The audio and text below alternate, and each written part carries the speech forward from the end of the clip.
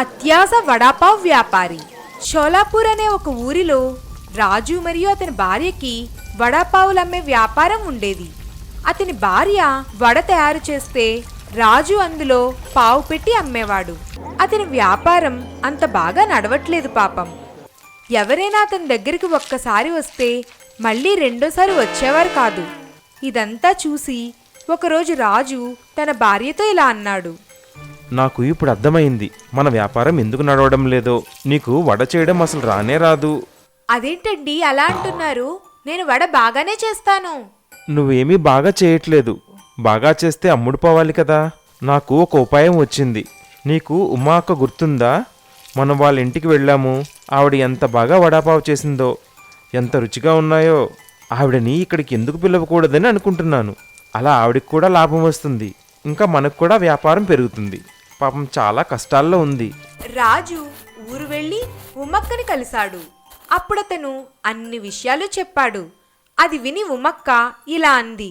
నేను చాలా రోజుల నుంచి నా పని గురించి విచారిస్తున్నాను. నువ్వు దేవుళ్ళా వచ్చావు. నీకు ఎలా మంచిదనిపిస్తే అలానే చేద్దాం. దాని తరువాత ఉమక్క రోజు కొట్టులో వడాపావ్ చేయడం మొదలుపెట్టింది. ఉమక్క చేసిన వడాపావ్ ఎంత రుచిగా ఉండేదంటే అక్కడ జనాలు లైన్లో వచ్చి తినేవాళ్ళు. కొన్ని రోజుల్లోనే అతని వ్యాపారం చాలా బాగా పెరిగింది. ఇంకా డబ్బులు కూడా ఎక్కువ వచ్చాయి. రాజు వచ్చిన డబ్బుల్లో సగం డబ్బులు ఉమక్కకి ఇచ్చేసేవాడు. ఇది చూసి రాజు భార్య మనసులో ఈర్ష్య మొదలైంది. ఒకరోజు అతని భార్య రాజుతో ఏమందంటే, ఈవిడొక వడాపావ్ చేయడం తప్ప అసలు ఉమ ఇంకేం చేస్తుంది? మొత్తం పనంతా మీరే చేస్తున్నారు కదా, కానీ మిగిలిన దాంట్లో సగం ఆవిడికే ఇచ్చేస్తున్నావు. ఇది సరైంది కాదు. అయితే నువ్వే చెప్పు, ఇప్పుడు మనం ఏం చేద్దాం? ఉమక్కని చూసి నేను కూడా మొత్తం నేర్చుకున్నాను. నన్ను నమ్మండి, అచ్చు ఆవిళ్లాగే చేస్తాను. ముందు నీ ఇల్లు చూసుకో, దాని చింత వదిలేయ్. మరుసటి రోజు రాజు ఉమక్కకి తన లాభంలో వాటా ఇవ్వడానికి నిరాకరించాడు. ఇంకా తాను ఒక్కడే ఆ పని చేసుకుంటా అని చెప్పాడు. ఇప్పుడు నాకు మీ అవసరం లేదు. అది విని ఉమక్క ఇలా అంది. నీకు ఏది సరైందనిపిస్తే అదే చెయ్యన్నా, కానీ ఒక్క విషయం గుర్తుంచుకో, ఇలాంటి వ్యాపారాలలో రుచి మాత్రమే అన్నిటికన్నా చాలా ముఖ్యమైంది. మరి నేను చేసినవి తినే వ్యాపారం బాగా నడుస్తుంది కదా. అబ్బా, నీకు అత్యాశ పెరిగింది. నువ్వు కేవలం నీ వల్లే నా వ్యాపారం నడుస్తుందని అనుకుంటున్నావు. నేను నీకు పని ఇచ్చాను, ఇప్పుడు నేనే నిన్ను పనిలోంచి తీసేస్తున్నాను. వెళ్ళి ఇక్కడి నుంచి. ఉమక్క బాధపడి అక్కడి నుంచి వెళ్ళిపోయింది. అప్పుడు ఆమె దాచుకున్న డబ్బులతో పక్కనే ఇంకో కొట్టు పెట్టుకుంది. ఆవిడ పిల్లలు ఉమాకి కొత్త కొట్టు పెట్టుకోవడానికి సహాయం చేశారు. ఉమ కష్టం ఫలించింది. అలా ఆవిడ వ్యాపారం బాగా నడిచింది. ఆమెకి షావుకార్ అమ్మాయి పెళ్లిలో వడాపావ్ చేయడానికి ఆర్డర్ కూడా వచ్చింది.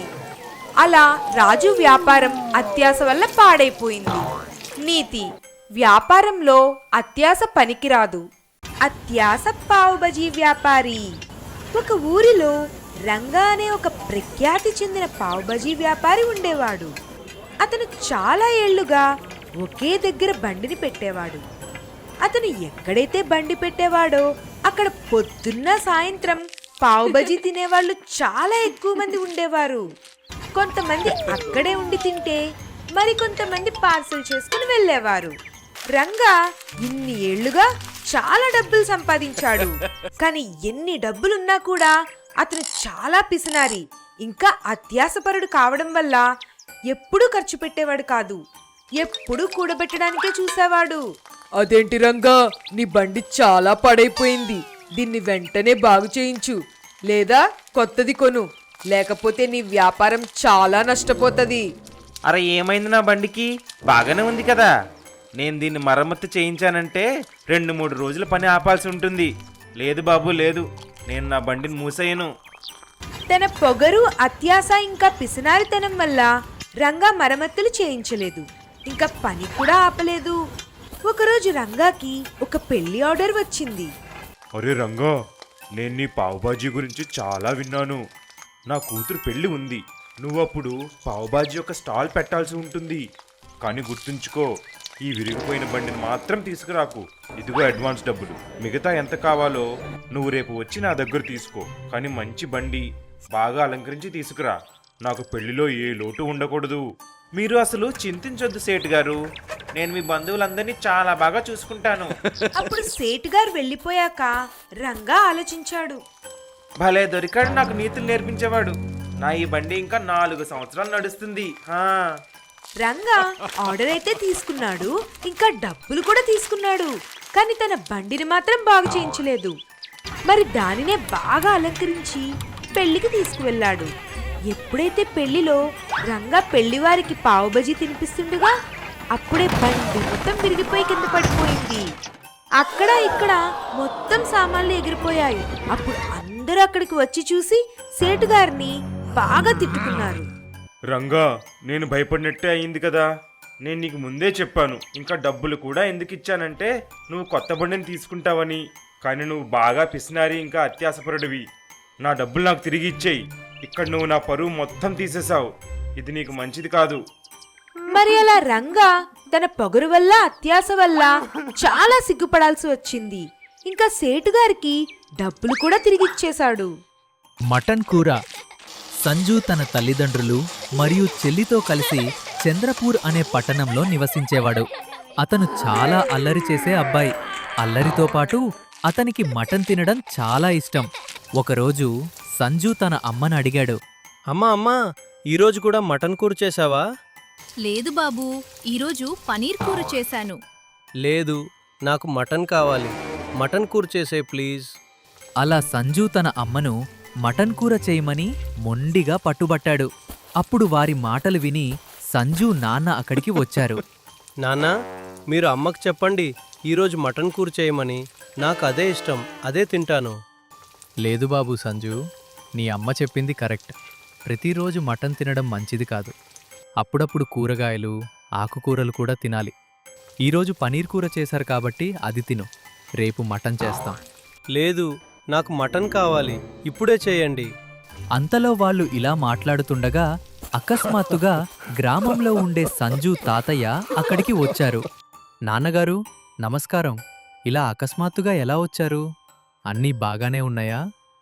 నమస్కారం నాన్నగారు, ఆరోగ్యమలా ఉంది? ఈరోజు ఎలా రావడం జరిగింది? కొంతకాలం మా దగ్గరే ఉండండి.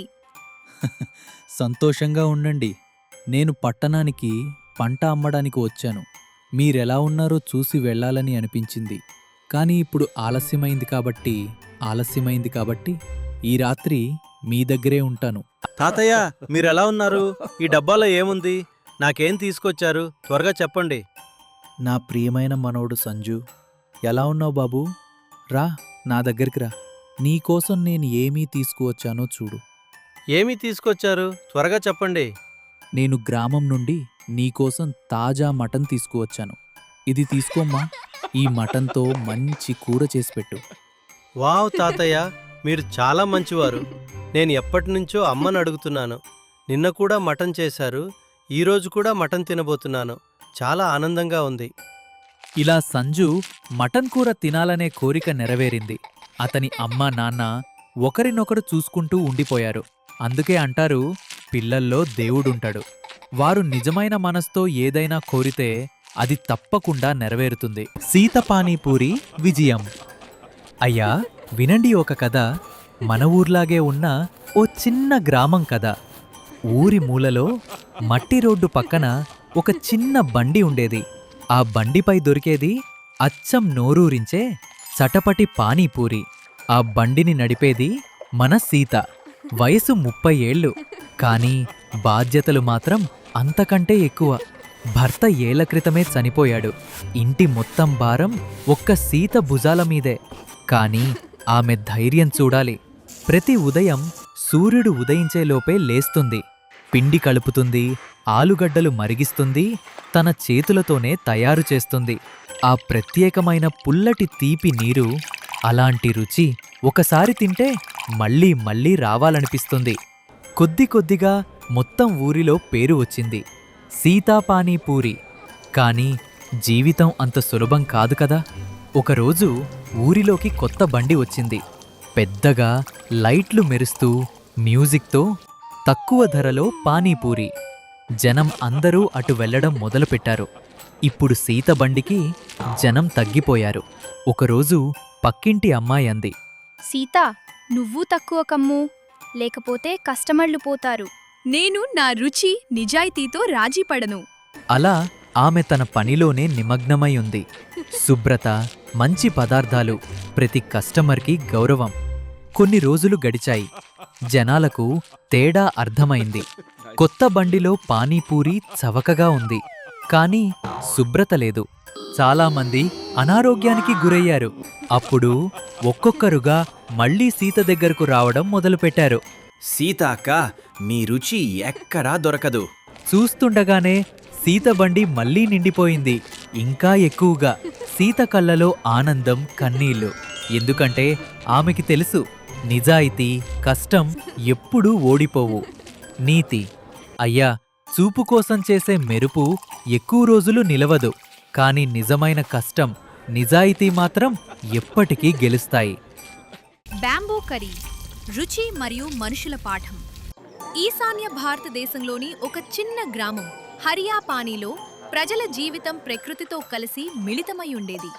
పచ్చని అడవులు, స్వచ్ఛమైన నది మరియు ముఖ్యంగా బ్యాంబూ చెట్ల ఘన సమూహాలు, ఇవే ఈ గ్రామానికి గుర్తింపు. గ్రామస్తులు బ్యాంబూని ఇళ్లు కట్టడానికి, బుట్టలు నేయటానికి, సంగీత వాద్యాలు తయారు చేయటానికి ఉపయోగించేవారు. అదే గ్రామంలో 12 ఏళ్ల ఒక అబ్బాయి ఆనంద్ ఉండేవాడు. ఆసక్తికరమైన, చిలిపి మరియు తినడం అంటే చాలా ఇష్టపడేవాడు. అతని అమ్మమ్మ లక్ష్మీమ్మ గ్రామంలోని అత్యుత్తమ వంటకారుల్లో ఒకరు. ఆమె చేతుల్లో ఒక మాయ ఉండేది. సాధారణమైన బ్యాంబూని కూడా రుచికరమైన వంటకంగా మార్చేసేది. బ్యాంబూ కూర, బ్యాంబూ ఊరగాయ, బ్యాంబూ కిచ్రీ, ఇంకా ఎన్నో. ఒకరోజు గ్రామంలో ఒక పెద్ద సమస్య ఏర్పడింది. నిరంతర వర్షాల కారణంగా పంటలు నాశనమయ్యాయి. కూరగాయలు పారైపోయాయి. తినడానికి చాలా తక్కువ ఆహారం మాత్రమే మిగిలింది. గ్రామస్తులు ఆందోళన చెందారు. ఇప్పుడు ఆహారం ఎక్కడి నుంచి వస్తుంది? లక్ష్మీమ్మ గ్రామస్తులను కూడగట్టి చెప్పింది. అయ్యా అక్కలారా, భయపడాల్సిన అవసరం లేదు. అడవిలో మన పాత స్నేహితుడు ఉన్నాడు, బ్యాంబూ. ఇది ఇల్లు కట్టడానికి మాత్రమే కాదు, మన పొట్ట నింపడానికి కూడా ఉపయోగపడుతుంది. గ్రామస్తులు ఆశ్చర్యపోయారు. ఒకరు అన్నారు, అమ్మమ్మ, బ్యాంబూని కూడా తింటారా? అమ్మమ్మ నవ్వుతూ, అవును బిడ్డలు, బాంబూ యొక్క మృదువైన మొగ్గలు ప్రపంచంలోని అత్యంత పోషకమైన ఆహారాలలో ఒకటి. కాని వాటిని సరైన విధంగా వండటం రావాలి అని చెప్పింది. మరుసటి రోజు లక్ష్మీమ్మ ఆనందును తీసుకుని అడవికి వెళ్ళింది. వర్షం తర్వాత తడిగా ఉన్న నేలలో చిన్న బాంబూ మొగ్గలు బయటకు కనిపిస్తున్నాయి. అమ్మమ్మ చెప్పింది, ఆనంద్ చూడు, ఈ చిన్న మొగ్గలే మన గ్రామాన్ని కష్టాల నుంచి బయటకు తీస్తాయి. ఆనంద్ ఆసక్తిగా అడిగాడు, అమ్మమ్మ, ఇవి రుచి ఎలా ఉంటాయి? ముందు తిని చూడి అంటూ అమ్మమ్మ చిరునవ్వు చిందించింది. ఇంటికి వచ్చాక అమ్మమ్మ మొత్తం గ్రామాన్ని పిలిచి ఒక పెద్ద మంట వేసింది. బాంబూ మొగ్గలను శుభ్రం చేశారు, మసాలాలు సిద్ధం చేశారు, మరియు కొద్ది కొద్దిగా ఒక వాసన వ్యాపించింది. గ్రామం ఎప్పుడూ అనుభవించని వాసన. కొంత మట్టి వాసన, పొగ వాసన, మరియు బాంబూ యొక్క ప్రత్యేకమైన సువాసన. వంట సిద్ధమైనప్పుడు గ్రామస్తులు వరుసగా నిలబడ్డారు. మొదటి ముద్ద తీసుకున్న వెంటనే, ఇది అద్భుతమైన రుచి! నిజమే, చాలా తేలికగా ఉంది, చాలా పోషకంగా ఉంది, పొట్ట కూడా బరువుగా అనిపించటం లేదు. లక్ష్మీమ్మ అందరి మాటలు విని చెప్పింది, ప్రకృతి ఎప్పుడూ మనకు ఆహారమిస్తుంది. మనకు దాన్ని గుర్తించటం, గౌరవించటం మాత్రమే తెలుసుండాలి. కాని కథ ఇక్కడితో ముగియదు. కొన్ని రోజుల తర్వాత వర్షమాగి పంటలు మళ్లీ కోలుకుంటున్నప్పుడు ఆనంద్కు ఒక విషయం కలవరపెట్టింది. పిల్లలు ఆడుకుంటూ చిన్న బాంబూ మొక్కల్లో విరుస్తున్నారనని అతను గమనించాడు. వెంటనే వారి దగ్గరకు వెళ్లి చెప్పాడు, అయ్యో, ఇవి విరగొట్టకండి. ఇవి కేవలం ఆహారం కాదు, మన రక్షకులు కూడా. వరదలు, తుఫాన్లలో ఇవి నేలను కాపాడుతాయి. పిల్లలు అడిగారు, అయితే మనమేమీ చెయ్యాలి? ఆనంద్ నవ్వుతూ చెప్పాడు, అవసరమైనంత మాత్రమే తీసుకోండి, మరియు ఎంత తీసుకుంటే అంతే తిరిగి నాటండి. పిల్లలు అతని మాటను శ్రద్ధగా విన్నారు. అదే సాయంత్రం గ్రామం మొత్తం కలిసి బాంబూ నాటే కార్యక్రమం ప్రారంభించింది. ప్రతి కుటుంబం తమ ఇంటి దగ్గర చిన్న బాంబూ మొక్కలను నాటింది. కొన్ని వారాల్లోనే గ్రామం మళ్లీ పచ్చదనంతో నిండిపోయింది. లక్ష్మీమ్మ ఆనంద్ చూసి చెప్పింది, చూసావా బిడ్డా, ఆహారం కేవలం పొట్ట నింపడమే కాదు, తెలివిగా ఉపయోగిస్తే అది వచ్చే తరాలకు కూడా రక్షణ ఇస్తుంది.